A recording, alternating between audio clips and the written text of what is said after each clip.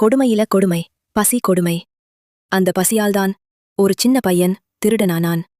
ஆனா அவன் செய்த ஒரு விஷயம் உங்க மனசையே உடைக்கும். ஒரு சின்ன பைய கடை வெளியே நின்னிருந்தா. உள்ளே சாப்பிடுறவங்கள அமைதியா பாத்துக்கிட்டு இருந்தான். யாராவது கொடுப்பாங்களான்னு பார்த்தான். ஆனா யாரும் அவனை கவனிக்கல. அவன் நம்பிக்கை மெல்ல மெல்ல குறைய ஆரம்பிச்சது. அவன் கையில் ₹1 கூட இல்ல. பசி அவனை தள்ளிச்சு. சரியா தவறா அவனுக்கு புரியல. அந்த நிமிஷத்துல அவன் முதல் தடவையா தவறான பாதை எடுத்தான். அவன் கரைக்கு போனான்.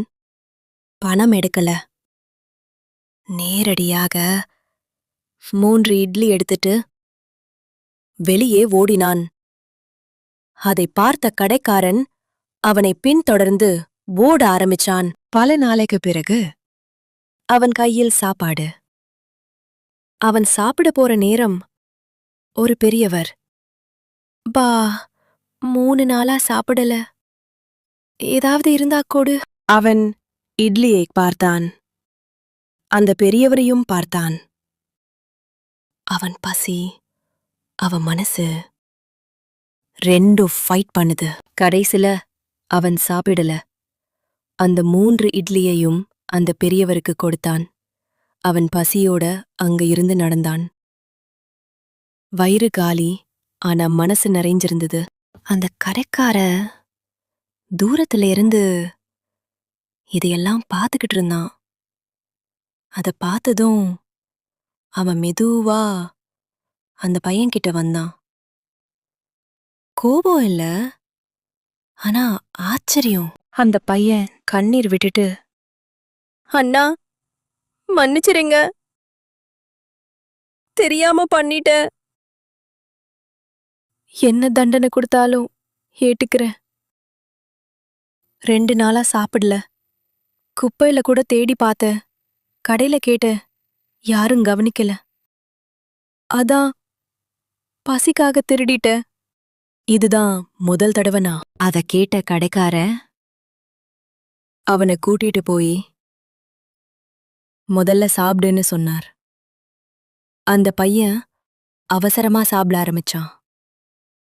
ரொம்ப நன்றி அண்ணா, இப்படி எனக்கு யாரும் சாப்பாடு போட்டதில்ல.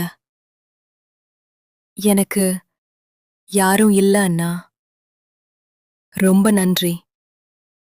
அந்த ஒரு வார்த்தை கடைக்கார மனச உடைச்சது. அவர் அவன் தோளில் கை வைத்தார். இனி நீ திருடாத. அது தப்பு. இனி உனக்கு நான் இருக்கேன். உனக்கு சாப்பாடு நான் போடுறேன். அந்த பையன் சின்ன சிரிப்போட கேட்டான், அண்ணா நான் உங்களுக்கு என்ன பண்ணணும்? அண்ணா வேணும்னா நான் ஹோட்டல் சுத்தம் பண்ணட்டுமா? கரைக்கார சிரிச்சார். நீ ஒன்னும் பண்ண வேண்டாம். நான் உன்னை ஸ்கூல்ல சேர்க்கிறேன். நீ நல்லா படிச்சு இன்னைக்கு உன்ன மாதிரி இருக்கும் நிறைய பேருக்கு உதவி பண்ண. அடுத்த நாள் காலை அந்த பையன் சாப்பிட்டு சந்தோஷமா ஸ்கூல் போறான். அந்த கடை முன்னாடி ஒரு போர்டு. குழந்தைகள் மற்றும் பசியால் தவிக்கும் பெரியவர்களுக்கு இங்கு இலவச உணவு. ஒரு பசி ஒரு தவறை செய்ய வைத்தது. ஆனா ஒரு நல்ல மனசு ஒரு தவறை மாற்றிவிட்டது. நீங்க இன்று சாப்பிட்டீங்களா? ஆனா இன்னும் யாரோ ஒருத்தர் பசியோடு இருக்காங்க. உங்களால முடிஞ்ச அளவுக்கு அவர்களுக்கும் உதவி பண்ணுங்க.